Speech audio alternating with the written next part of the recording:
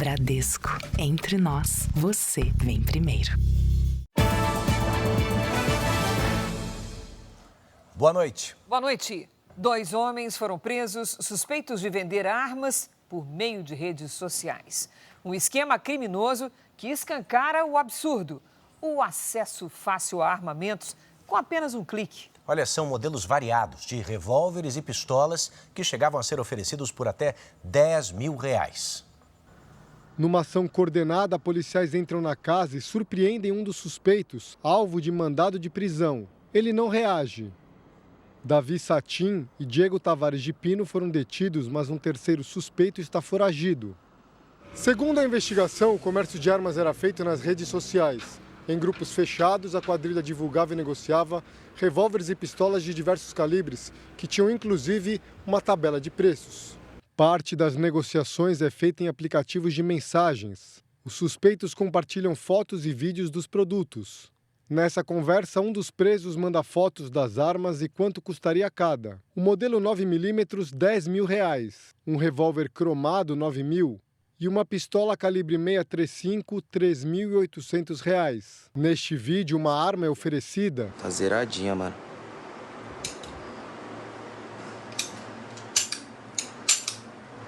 Entendeu?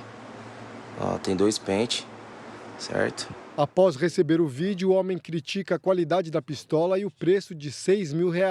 Diz que ela engasga demais e que é difícil arrumar munição.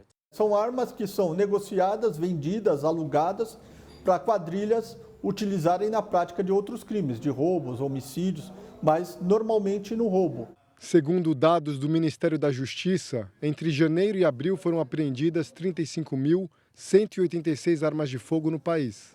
Uma média de 293 por dia. Só no estado de São Paulo, mais de 4.500 armas ilegais foram recolhidas. Os 2 homens presos vão responder por associação criminosa e tráfico de armas. Eles ainda não têm advogado. A polícia agora busca identificar clientes e fornecedores. Estamos tentando apurar qual que é a origem dessas armas. Muito mais pessoas envolvidas em todo o sistema, para o transporte das armas, para a revenda das armas.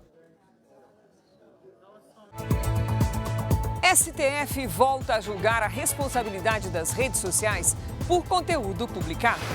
Ministro Alexandre de Moraes determina a prisão de Carla Zambelli e pede a inclusão do nome da deputada na lista de procurados da Interpol. Banco Central lança o Pix automático para contas recorrentes e boletos. Peça de roupa pode ajudar a polícia a desvendar morte de empresário encontrado em buraco do autódromo de Interlagos.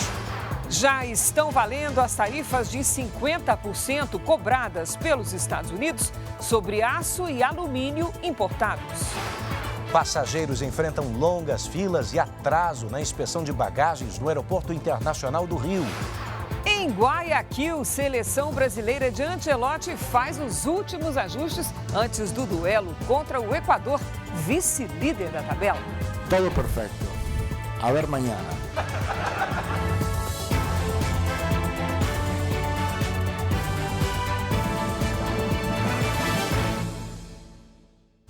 Oferecimento Bradesco, cartões de crédito com benefícios de estrela de cinema.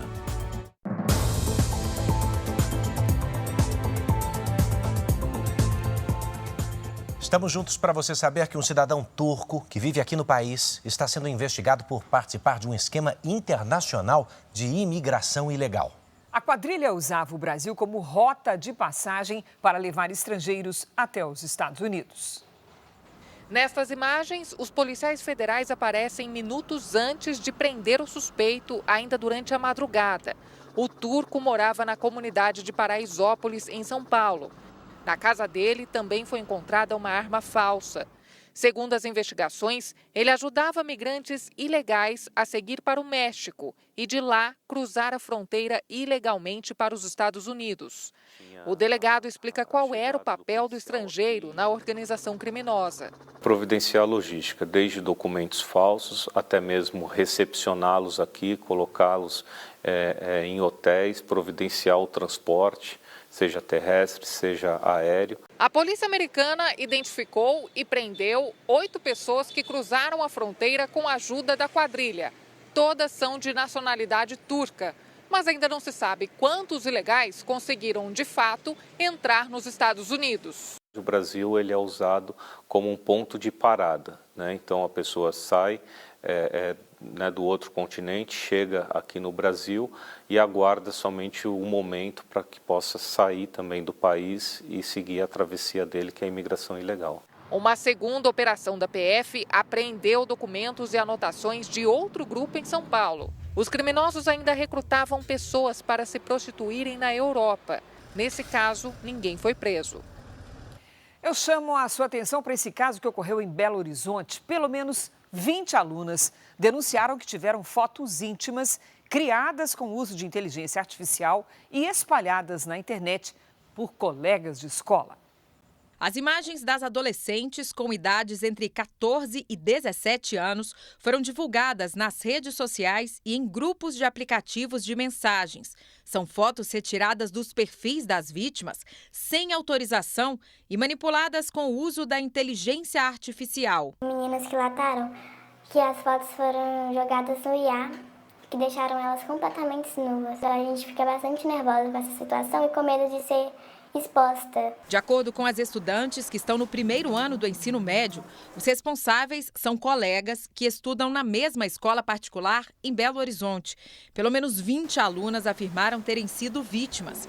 As famílias denunciaram que os garotos já fizeram isso outras vezes. Esse fato ocorreu em 2023, aí fui à escola pedindo providências, explicando, a escola ainda está analisando o que vai ser feito. Os pais temem pela segurança das adolescentes. Eu vou tomar todas as medidas cabíveis dentro da lei, mas eu não vou aceitar isso, não. As famílias das estudantes procuraram a Delegacia de Proteção à Criança e ao Adolescente e formalizaram uma denúncia. O Ministério Público informou que vai apurar o caso. A partir desse momento, a gente tem o início de uma investigação criminal, seja para averiguar um eventual crime de compartilhamento de conteúdo pornográfico, uma produção de um conteúdo pornográfico, seja por inteligência artificial ou não. Em nota, o colégio afirmou que desenvolve atividades educativas voltadas ao uso ético e responsável da tecnologia e que já acolheu e ouviu as famílias, as vítimas, o suposto autor e familiares. A escola informou ainda que o Conselho Tutelar, o Ministério Público e a Delegacia de Crimes Cibernéticos serão comunicados sobre o ocorrido.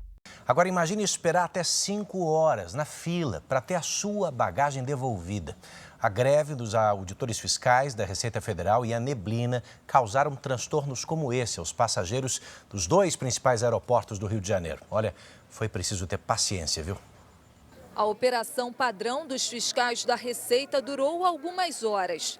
Tempo suficiente para lotar o setor de desembarque do Aeroporto Internacional do Rio de Janeiro nesta quarta-feira. A inspeção das bagagens, que geralmente é feita de forma aleatória, hoje foi realizada em todos os passageiros e manualmente. A espera na alfândega chegou a 5 horas. Desde novembro do ano passado, a categoria exige aumento salarial para repor as perdas da inflação, o que não acontece desde 2016. O Ministério da Gestão e Inovação apresentou uma proposta de reajuste que não foi aceita pela categoria.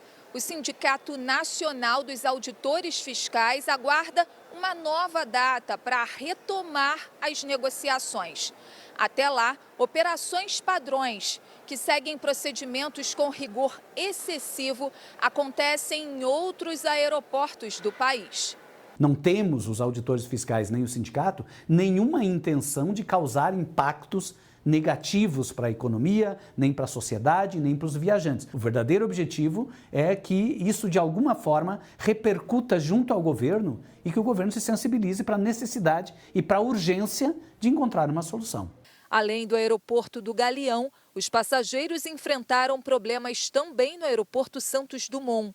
Uma intensa neblina fechou o terminal por quase 2 horas durante a manhã.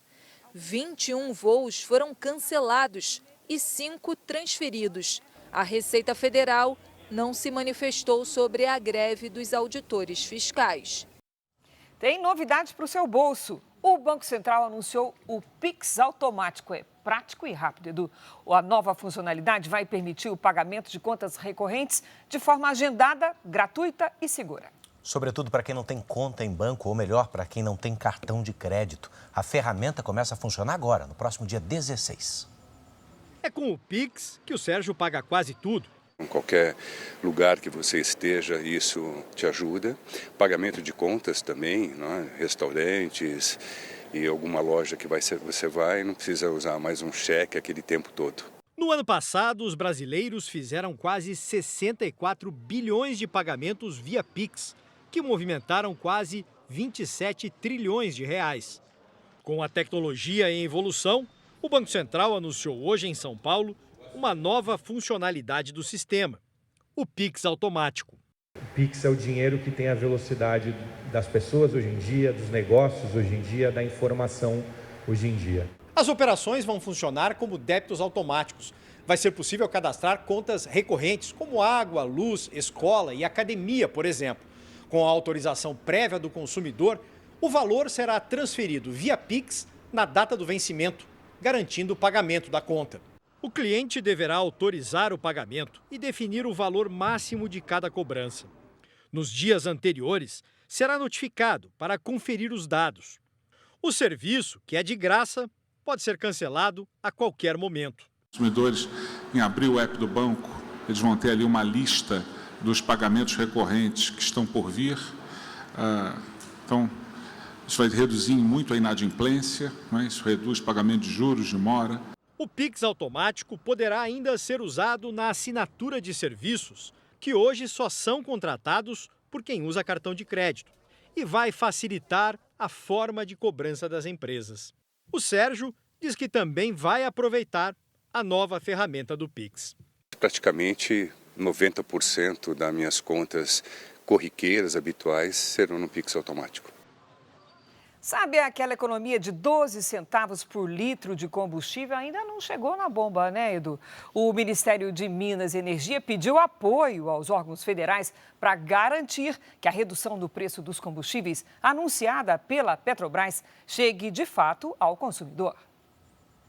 Nas bombas dos postos de Brasília, os motoristas ainda não perceberam nenhuma redução nos preços. Foi noticiado, mas até o presente momento não vi o reflexo na bomba. Tenho notado que eles têm mantido o mesmo preço, eu não vi ainda nenhuma redução de valores assim não. Essa mesma situação se repete pelo país. Agora, o Ministério de Minas e Energia pediu apoio ao CAD, Conselho Administrativo de Defesa Econômica, à Agência Nacional do Petróleo, ANP, ao Inmetro, à Secretaria Nacional do Consumidor e à Receita Federal. Em ofício, o Ministério afirma que a medida é para garantir que a sociedade perceba, nos postos revendedores, rapidamente, a recente redução de preços promovida pela Petrobras. O documento afirma que, como a transmissão assimétrica de preços nesse mercado pode não ser transmitida de forma igual pela cadeia de abastecimento, entende-se que ações de acompanhamento podem contribuir para que a sociedade perceba de fato esse reajuste.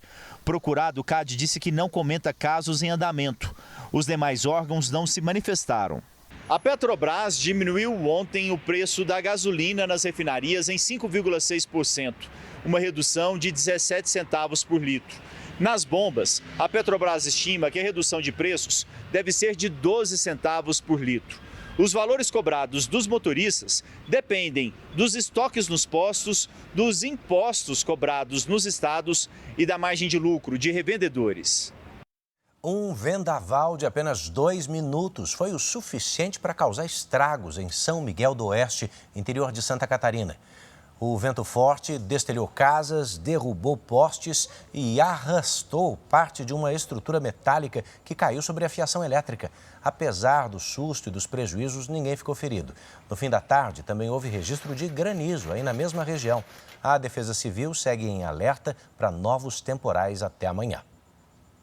Hoje o tempo voltou a ficar firme outra vez e as temperaturas subiram nas regiões Sudeste e Centro-Oeste. Quem traz os detalhes é a Lidiane Sayuri. Oi, Lid, boa noite. A onda de frio passou?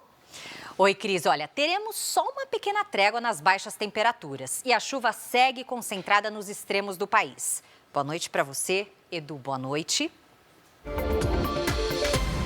E uma boa noite para você que nos acompanha.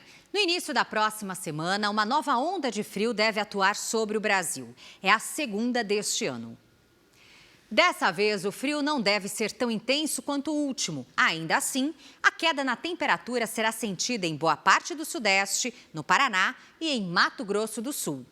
Na capital paulista, quinta-feira de tempo aberto com até 28 graus. Em Salvador, chance de chuva a qualquer hora, máxima de 27. Em Palmas, tempo firme e ensolarado, esquenta até os 34. Hoje a chuva mais pesada caiu sobre os estados do Nordeste. Aqui as imagens de satélite nos mostram nuvens de chuva em partes das regiões Norte e Sul do país.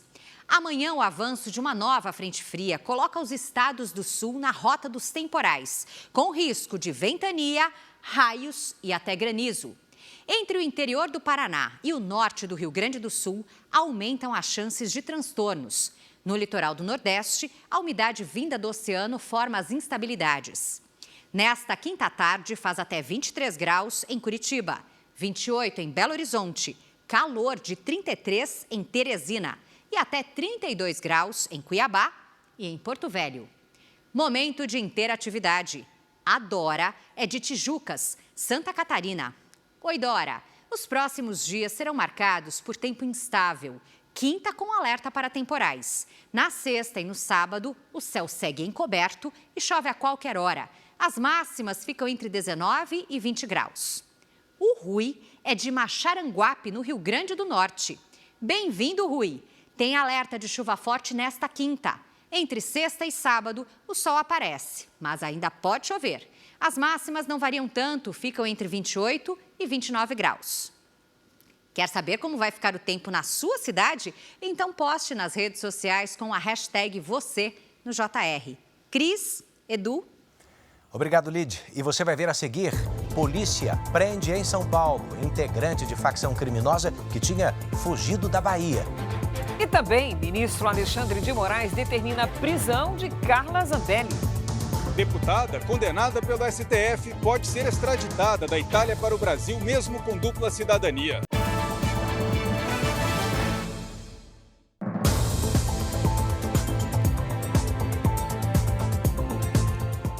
O ministro Alexandre de Moraes determinou a prisão da deputada federal Carla Zambelli e a inclusão do nome da parlamentar na lista de procurados da Interpol. A deputada deixou o Brasil, está nos Estados Unidos. O ministro Alexandre de Moraes, do Supremo Tribunal Federal, acatou o pedido da Procuradoria-Geral da República e determinou a prisão preventiva da deputada com o imediato bloqueio dos passaportes, dos salários e de outras verbas como a de gabinete que são pagos pela Câmara. Além disso, Carla Zambelli vai ser multada em R$50 mil a cada postagem nas redes sociais próprias ou de terceiros que reforcem as condutas criminosas. Para Moraes, a saída da deputada do Brasil tem o objetivo de fugir da aplicação da pena, em razão da proximidade do julgamento dos recursos contra a condenação e da decretação da perda do mandato parlamentar. A deputada Carla Zambelli, do PL de São Paulo, foi condenada a 10 anos de prisão pela invasão aos sistemas de dados do Conselho Nacional de Justiça. Zambelli anunciou que está na Flórida, nos Estados Unidos, e que pretende ir para a Itália por ter dupla cidadania. Em nota, a deputada disse que considera a decisão de Moraes ilegal, inconstitucional e autoritária e que pretende denunciar o que considerou abuso, perseguição e escalada autoritária em todos os fóruns internacionais possíveis. A prisão de Carla Zambelli ainda precisa ser aprovada pelo plenário da Câmara por pelo menos 257 dos 513 deputados. Outra questão é encontrar a parlamentar. Por isso, o ministro Alexandre de Moraes determinou a inclusão do nome de Zambelli na lista de procurados da Interpol, a Polícia Internacional. A dupla cidadania não impede a extradição da deputada. O diretor da Interpol no Brasil disse à Record que a decisão não é somente técnica. A extradição ela é um procedimento que envolve uma análise jurídica e uma análise política de cada um dos países. Então, há um juízo de oportunidade e conveniência e é impossível antecipar qual vai ser esse juízo e mesmo até a análise jurídica, muitas vezes, não cabe ao país que está solicitando fazer qualquer juízo. O Supremo Tribunal Federal retomou o julgamento que pode responsabilizar as plataformas digitais e empresas de tecnologia pelo conteúdo publicado pelos usuários. O julgamento foi retomado com uma declaração do presidente do Supremo, ministro Luiz Roberto Barroso. Estabelecer os critérios que vão reger os casos que chegarem ao judiciário é nosso dever e nada tem de invasão à competência dos outros poderes. E muito menos tem a ver com censura. Nós estamos discutindo responsabilidade civil. Em seguida, o ministro André Mendonça se manifestou sobre o caso. Em dezembro do ano passado, ele pediu mais tempo para analisar o tema. O voto do magistrado vai ser concluído na sessão de amanhã. Certamente, há a possibilidade da utilização inadequada das novas tecnologias, como de fato há em relação a qualquer instrumento que venha a ser utilizado pelo ser humano. O que se busca apontar apenas é que não se trata de uma ferramenta que seja, em si, por si mesma, prejudicial ao regime democrático ou a qualquer dos demais valores fundamentais da nossa sociedade. A Corte analisa 2 recursos sobre a validade do artigo 19 do Marco Civil da Internet. O texto só responsabiliza as plataformas digitais por danos causados por conteúdos publicados por usuários se as empresas se negarem a obedecer uma decisão judicial que determine a remoção do conteúdo. A maioria dos ministros é a favor de uma regulação das redes sociais, mas sem comprometer a liberdade de expressão e evitando a disseminação de fake news, discursos de ódio e ataques à democracia. Os ministros Dias Toffoli, Luiz Fux e Luiz Roberto Barroso já votaram. Os 3 defenderam que as plataformas devem ser responsabilizadas por não remover conteúdos ilícitos. Mas houve divergência em relação à exigência de ordem judicial. Além de André Mendonça, faltam os votos de mais 7 ministros. E acredito eu, caminha hoje para prevalecer o voto do ministro Dias Toffoli, que entende que as redes sociais e os provedores precisam, então, implementar medidas para, tão logo tome conhecimento com relação ao conteúdo indevido, aquilo ali seja retirado do ar. Veja a seguir. Perícia analisa peça de roupa encontrada perto do Autódromo de Interlagos, que pode ser de empresário encontrado morto. E também os últimos preparativos para a estreia de Ancelotti na seleção brasileira. Em coletiva bem-humorada, Ancelotti faz mistério sobre a escalação do Brasil contra o Equador.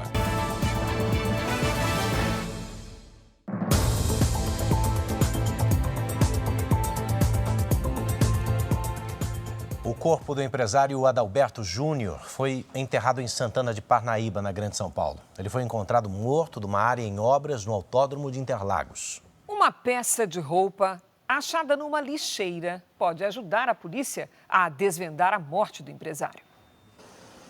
No velório, o sentimento de indignação de parentes e amigos. Cara, maravilhoso, né? Fica difícil até imaginar, né? Tenta ver, a gente está vendo as evidências, estamos acompanhando. E desde o início assim, a gente tem medo do resultado, né? O corpo de Adalberto Júnior, de 36 anos, foi encontrado ontem, dentro de um buraco, apenas com a jaqueta e alguns pertences, numa área em obras e protegida por tapumes no Autódromo de Interlagos. Segundo a perícia, o corpo ficou preso nas paredes do buraco, que tem 40 centímetros de diâmetro e não chegou ao fundo. Adalberto foi ao autódromo participar de um evento de motociclismo. Neste vídeo, gravado na sexta-feira, ele tem uma câmera no capacete. Aí, seus lentos, hoje é motoca, hein? Hoje não é kart. Aí, ó. Bora pra pista. Mas o equipamento não estava no capacete quando o corpo foi encontrado. A família confirmou que a câmera era de Adalberto. No evento, ele encontrou um amigo, que, segundo as investigações, foi o último a vê-lo com vida. Depois de se despedir do amigo, Adalberto disse que ia pegar o carro, estacionado dentro do próprio autódromo. Mas o corpo dele foi achado numa área distante desse local. A análise das imagens de câmeras de segurança podem ajudar a entender o que aconteceu com o empresário. Hoje, o cão farejador da Guarda Civil fez varreduras pelo local. 2 calças foram encontradas em ruas perto do autódromo. As peças vão passar por perícia para determinar se pertenciam ao empresário. Os exames preliminares do IML apontaram a presença de álcool no corpo. Segundo este perito do Tribunal de Justiça, não foram encontradas marcas que indicassem a tentativa de Adalberto sair do buraco. O corpo ele pode ter sido colocado lá já com ele morto ou com ele inconsciente. A pessoa que colocou o corpo lá pode ter achado que ele já estava morto e quis descartar o corpo. Agora veja que dado importante, o Brasil ultrapassou a marca de 30 mil transplantes de órgãos e tecidos em 2024. Esse é o maior número registrado na história. Mas ainda tem muita gente na fila, Edu. A fila é grande, Cris. Essa informação foi divulgada hoje pelo Ministério da Saúde, mas olha o outro número. 78 mil pessoas ainda esperam por um órgão. Por 5 anos, Vandenir precisou da ajuda de um cilindro de oxigênio para sobreviver. O pulmão estava comprometido. A única solução era um transplante. No mês passado, uma ligação do hospital mudou tudo. Foi a sensação boa, foi um alívio, foi que eu ia ganhar um pulmão. O agricultor se recupera bem do procedimento feito neste hospital em Porto Alegre, referência em transplantes de órgãos. Nós realizamos praticamente todos os transplantes de órgãos e tecidos, então estamos preparados para essa possibilidade de aumento no número de transplantes aqui na nossa região. O Brasil bateu recorde de transplantes de órgãos e tecidos em 2024. Segundo o Ministério da Saúde, foram mais de 30 mil procedimentos, 85% deles feitos pelo SUS. Os órgãos mais transplantados foram córnea, rim e fígado. Apesar do aumento no número de transplantes, ainda tem uma alta demanda de pacientes. Cerca de 78 mil pessoas aguardam na fila por um doador. Para estimular a doação de órgãos, o Ministério da Saúde anunciou hoje que vai promover uma busca ativa por doadores a partir de setembro. A meta do governo federal é reduzir em pelo menos 15% o índice de famílias que não autorizam a doação de órgãos, que hoje chega a 45%. É por isso que eu falo que quando você qualifica um serviço de transplante, você qualifica também o serviço de acolhimento, de urgências, campanhas públicas são muito importantes em relação a isso. Hoje, os passos de Vandenir ainda são lentos, mas cheios de gratidão e esperança. Eu só fico agradecido por eles, né? Ter me doado nesse pulmão. É uma vida que continua, né? Um integrante de uma facção criminosa, gente, da Bahia, com ligações com o PCC, foi preso pela Polícia Civil em Diadema, na Grande São Paulo. O homem é investigado por 4 homicídios e estava foragido havia quase 2 anos. Um criminoso disfarçado de policial executa um comerciante sem chance de defesa para a vítima. A cena, gravada em Camaçari, na Bahia, em dezembro de 2023, mostra a frieza de um dos homens mais procurados naquele estado. Ele e um outro criminoso aparecem encapuzados. Os dois atiram e um deles ainda fotografa para comprovar o crime. Claudir Barbosa dos Santos, de 30 anos, foi preso no estacionamento de um mercado em Diadema, na Grande São Paulo. Quando ele parou o carro, foi feito o cerco. Ele tentou avançar com o carro, mas viu que o investigador apontava para ele um fuzil. De acordo com o investigador-chefe, Claudir levava uma vida pacata em Diadema. Estava certo de que ia passar totalmente despercebido, totalmente invisível aqui no município. Só que aí, trocando informações com um trabalho de inteligência, a gente tirou esse indivíduo, né, como eu disse, vulgo Hulk, perigosíssimo, muito violento, tiramos ele de circulação. Claudir fugiu da Bahia havia quase 2 anos, onde cometeu pelo menos 4 homicídios. Segundo a polícia, ele era um dos chefes de uma facção criminosa que atua na região metropolitana de Salvador e é ligada ao PCC. É um grupo organizado com um histórico de crimes ligados ao narcotráfico e crimes de homicídio. É a pessoa que é encarregada de fazer os atos violentos para que os outros bandidos à sua volta tenham noção do perigo que corre e que obedeçam a eles, né? A Polícia Federal prendeu a esposa de um investigador que foi denunciado na delação do empresário Vinícius Gritzbach, executado no aeroporto de Guarulhos no final do ano passado. Daniele Bezerra dos Santos tem 29 anos e estava foragida desde fevereiro, quando a Justiça aceitou o pedido de prisão feito pelo Ministério Público. Daniele é casada com o investigador Rogério Felício, conhecido como Rogerinho. Na delação premiada, Vinícius Gritzbach acusou o policial de ficar com os relógios de luxo dele, depois de uma busca e apreensão. É até vergonhoso, né? Você pega o Instagram dele com Rolex de 200 mil. Para a investigação, Daniele ajudou o marido nos negócios ilegais. Ela também foi casada com outros 2 criminosos. Um deles seria responsável pela arrecadação de R$400 mil por mês para o PCC. A defesa do casal não respondeu aos nossos contatos. Morreu aos 92 anos a arqueóloga Nied Guidon. A pesquisadora fundou o Parque Nacional da Serra da Capivara, no Piauí.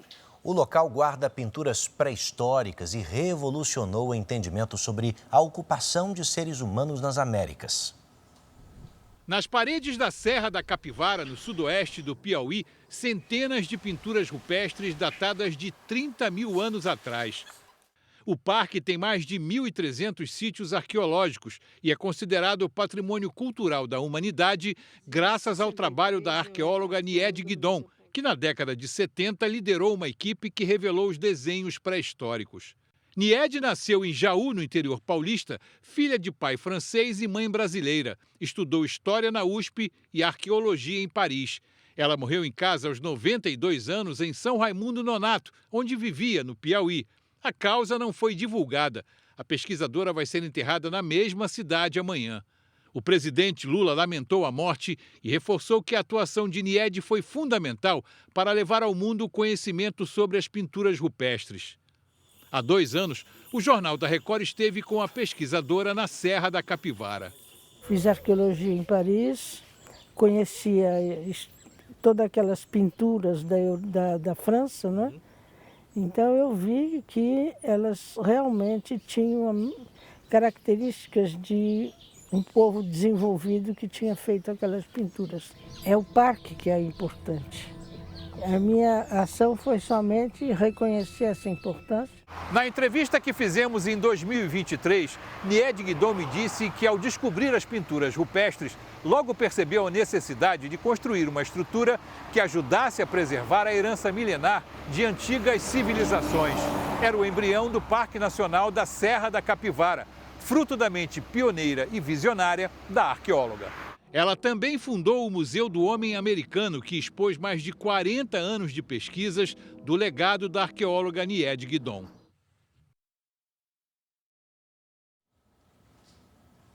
Uma pesquisa de opinião apontou queda na aprovação do governo Lula. O presidente está em Paris para uma visita de Estado. Brasil e França devem anunciar nos próximos dias uma série de acordos bilaterais. Lula desembarcou em Paris no início da tarde, acompanhado de 8 ministros. Hoje, o presidente não teve compromisso público. A partir de amanhã, Lula participa de encontros com o presidente francês Emmanuel Macron, homenagens e eventos que devem reforçar a parceria entre Brasil e França. É a primeira visita de Estado de um presidente brasileiro à França em 13 anos. A expectativa é que durante a visita, Brasil e França assinem pelo menos 20 acordos bilaterais. No setor portuário, são aguardados investimentos entre 5 e 6 bilhões de reais.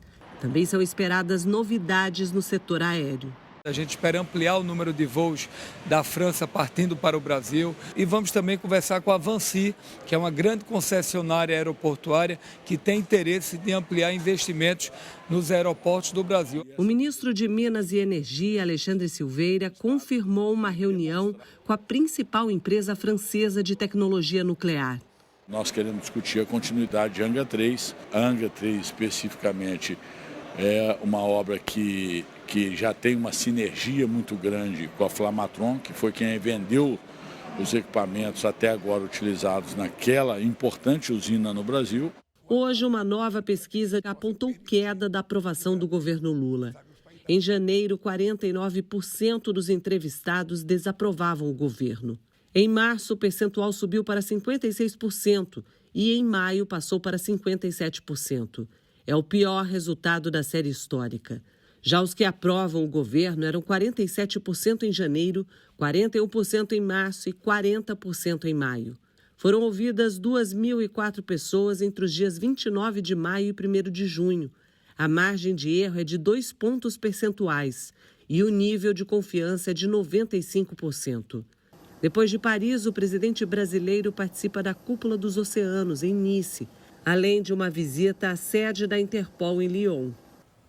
Pelo menos 7 pessoas morreram e 52 ficaram feridas em novos ataques russos contra a Ucrânia.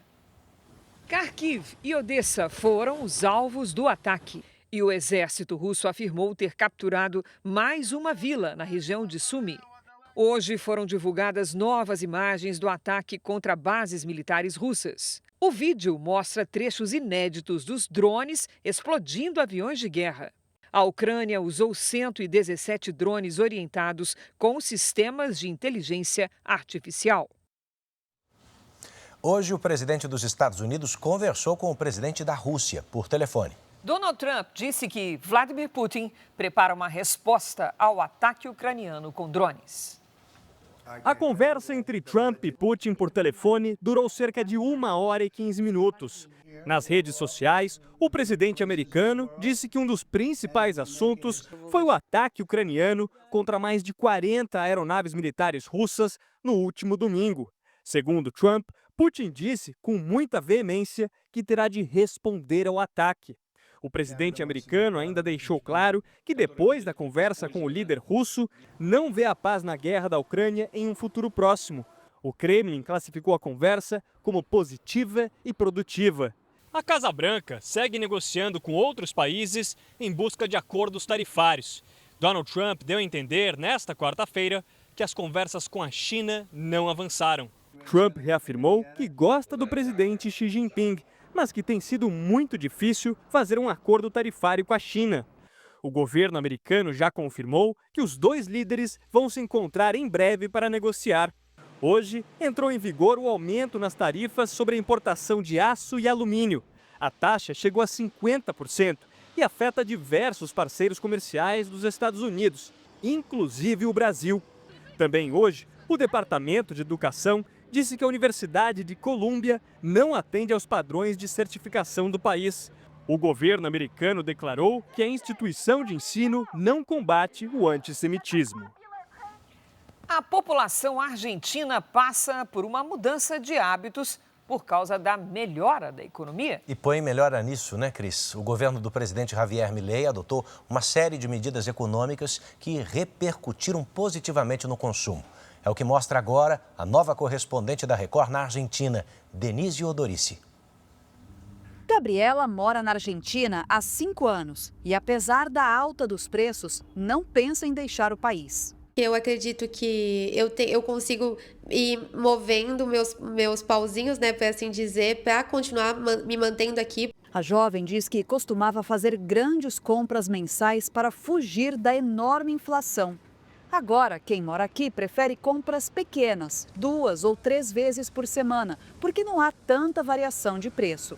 Eu não acho que os preços estão subindo assim absurdamente com grande frequência. Eu acho que está mantendo uma estabilidade. A inflação em abril ficou em quase 3% na Argentina, abaixo da previsão dos economistas. Para maio, a expectativa é de que feche em 2,1%. Para se ter ideia, em dezembro de 2023, antes de Milei assumir, a inflação era de 12,8%. No acumulado do ano, a taxa ficou em 117,8%. Mesmo assim, o custo de vida ainda preocupa. Apesar do ritmo de queda, a inflação ainda beira os 50% ao ano. Os argentinos vão cortando gastos e mudando hábitos de consumo, porque dizem que os salários não são reajustados no mesmo ritmo que o custo de vida. Esta mulher comemora que os preços da feira não mudaram de uma semana para outra. Recebi minha aposentadoria hoje e pude vir comprar comida, afirma. Javier Milei cortou gastos do governo, reduziu ministérios, demitiu funcionários públicos e cortou subsídios. As medidas reduziram o déficit fiscal. Para este economista, uma pequena parte da população está se beneficiando da valorização do peso em relação ao dólar.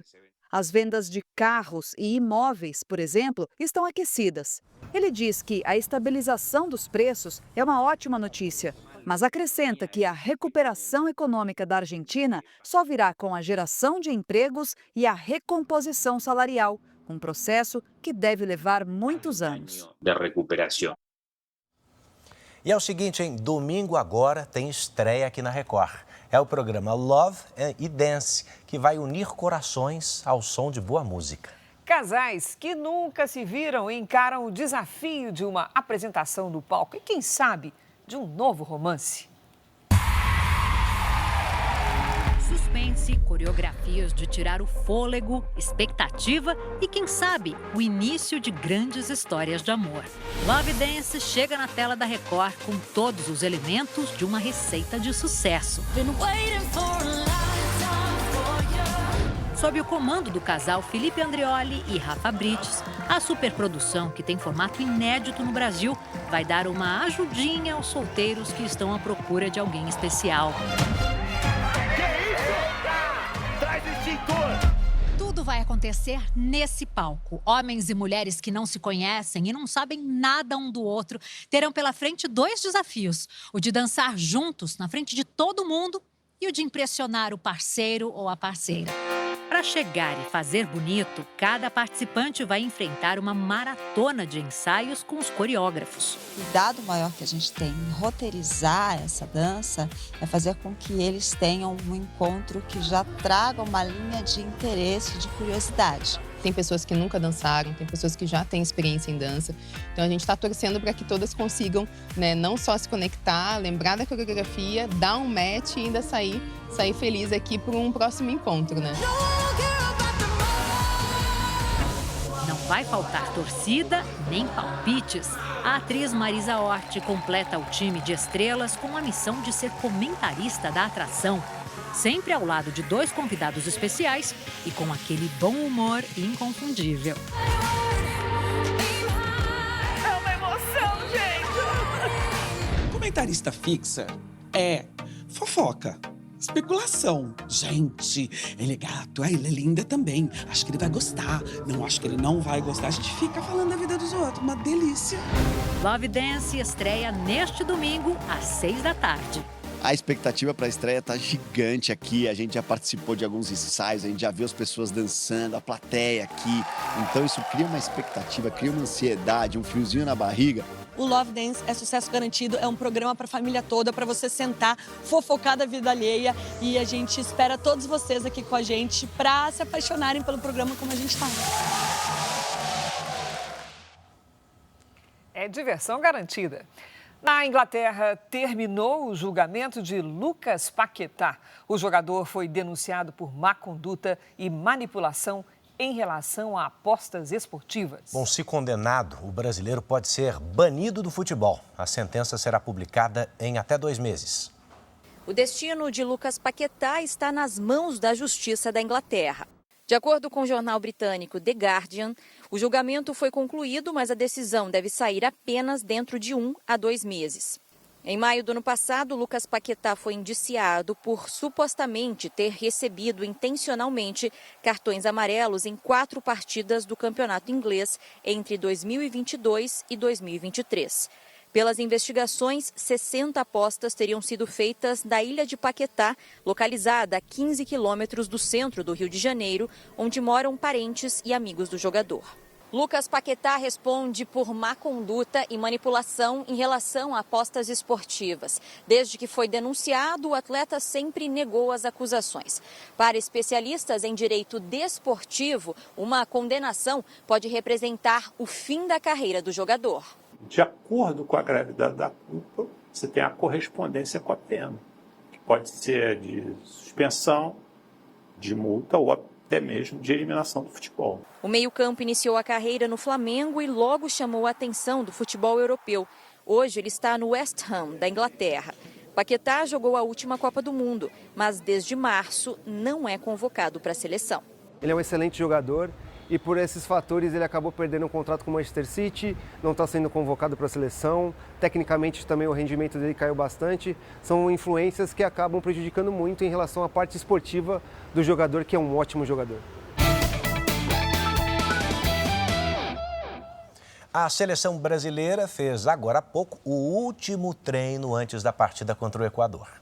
Um jogo difícil, porque será contra o time vice-líder das eliminatórias da Copa. Vamos conversar com a Paloma Totti. Oi, Paloma, boa noite. Enorme expectativa para a estreia do novo técnico. Pois é, a carinha dele aí. Estava animado hoje na coletiva. A seleção precisa muito de um bom resultado para subir na tabela. Hoje o Brasil está em 4º lugar e uma vitória deixa o time mais perto da vaga na Copa do Mundo do ano que vem. Com a segurança reforçada, Guayaquil vive uma semana de paz no conflito com o crime organizado. A tranquilidade na cidade mais violenta do Equador é para receber a seleção mais vitoriosa do mundo. Ancelotti não é um mago. Este torcedor diz que Ancelotti não é um mago para mudar o Brasil da noite para o dia. Já este jovem é mais desconfiado. Sinto que o Brasil pode ganhar. Os pontos turísticos ganharam mais vida, as ruas mais cores. E a seleção brasileira, um novo comandante bem-humorado. Buenos dias. Bom dia. Boa tarde. Buenas tardes también. Bueno, ansioso. Sí, un poco sí. Primer partido de este nuevo desafío. Me da mucha confianza lo que veo con los jugadores, como puedo decir, la gana que tienen los jugadores para meter la camiseta amarilla. Un país que empuja esta selección. No último treino, ainda no Brasil, Carlo Ancelotti testou Estevão, do Palmeiras, e Casimiro, do Manchester United, como titulares. Mas a escalação ainda é um mistério. Presidencial me parece demasiado. Pero lo tengo en la idea, mas prefiro hablar antes com os jogadores. O momento da seleção brasileira é como uma roda gigante. Altos e baixos marcam a trajetória recente da equipe. A ideia agora é buscar estabilidade e reencontrar o bom futebol. O problema é que o Brasil terá pela frente o Equador, que não perde há 7 jogos. A imprensa local está otimista. Creo que es el mejor momento en los últimos 20 años. Tenemos un campeón de Champions, tenemos a Moisés Caicedo que ganó la Conference. Hoy, enfrentando a Brasil, estamos en un gran momento. O Equador pode garantir a vaga na Copa do Mundo se vencer o Brasil. E Venezuela e Bolívia, que se enfrentam na sexta, empatarem. A seleção de Ancelotti não tem chance de terminar a rodada já classificada. Os brasileiros terão que correr um pouco mais para assegurar a vaga. Todo perfeito. A ver mañana. Vamos ver, o Pedro Ramiro acompanhou o último treino da seleção lá no Equador. Pedro, cadê você? Aparece aqui pra gente. Pois é, o Ancelotti não deu nenhuma pista, nada sobre a escalação. Boa noite pra você. Tudo bem, Paloma? Boa noite para você e para todos que nos acompanham aqui na tela da Record. Nenhuma pista sobre essa escalação. O detalhe é que a imprensa só teve acesso aos primeiros 15 minutos do treino de hoje aqui no estádio do Barcelona de Guayaquil, local onde vai acontecer o jogo de amanhã. Nesses primeiros 15 minutos, a gente conseguiu ver os jogadores alongando, fazendo aquele tradicional bobinho com a bola. Tudo era observado de perto pelo Ancelotti. Ele deixou para divulgar aos atletas amanhã quem vai ser os titulares, quem serão os titulares e o capitão da equipe. Mas a escalação deve ser Alisson no gol, Wanderson, Marquinhos, Alex e Alexandro. Casimiro, Bruno Guimarães e Gerson. No ataque, Estevão, Vini Júnior e Richarlison. Como a gente viu na reportagem, o Ancelotti está ansioso para a estreia dele. E ele disse que para acalmar os nervos, ouve uma música. Sabe quem são os cantores favoritos? Alejandro Sanz e também Andrea Bocelli. Bom, o Campeonato Brasileiro vai voltar na semana que vem, no dia 12 de junho, por causa das eliminatórias da Copa. Mas, ô Paloma, enquanto isso, os gringos por aqui vão aproveitando para quê? Para se adaptar, né? Sim, por supuesto. Os argentinos são maioria por aqui. São quase 50 jogadores. Alguns fazem sucesso e muitos gols no futebol brasileiro. A música no vestiário toca em espanhol. Nas mãos, o inseparável mate.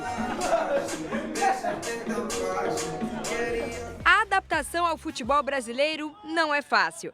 Mas acontece aos poucos, com a ajuda dos estrangeiros mais antigos. E assim, teve sorte que quando eu cheguei tava Gustavo, tava Piquerez e tinha um chileno também, né, nessa época. E cara, eles me receberam da melhor maneira. Hoje tem muito mais, eu acho que é muito mais fácil para os gringos que chegaram e que vão chegar também. Depois de 3 anos, o argentino Flaco Lopes se sente em casa no Brasil e no Palmeiras. Nesta temporada, o atacante já marcou 10 gols, 2 deles no Campeonato Brasileiro. Compatriotas, sim. Adversários, também. Afinal, os gringos são colocados frente a frente em todas as rodadas do Brasileirão. É o caso dos argentinos Lucero, do Fortaleza, e Barreal, do Santos, que vão se enfrentar no dia 12 de junho. Jogo que você vai acompanhar ao vivo a partir das 7 da noite, na Record, no R7 e no Play Plus. Lucero está na 3ª temporada pelo Fortaleza e adaptado ao país. Neste ano, fez 11 gols, 3 no Brasileirão. Já Barreal, que chegou há pouco tempo no Santos, ainda tenta se adaptar. São 2 gols marcados até aqui. Santos e Fortaleza estão na zona de rebaixamento, onde também está o Sport, que hoje demitiu o técnico português Antônio Oliveira. Ainda pela 10ª rodada do Brasileirão, o Botafogo está vencendo o Ceará por 1-0 no Rio de Janeiro. E por falar em Botafogo, o atacante Igor Jesus foi vendido para o Nottingham Forest da Inglaterra por quase 130 milhões de reais. Cris, Edu. Valeu, Paloma. Nós ficamos por aqui. À 00:30 tem mais Jornal da Record para você. E você pode assistir, é claro, a edição de hoje no Play Plus e em todas as nossas plataformas digitais. A programação da Record também está ao vivo e de graça no Play Plus. Fique agora com a novela Força de Mulher e logo depois de Reis tem a prova dos casais e a formação da DR ao vivo no Power Couple. Não perca! Ótima noite para você. Boa noite, bora para a próxima.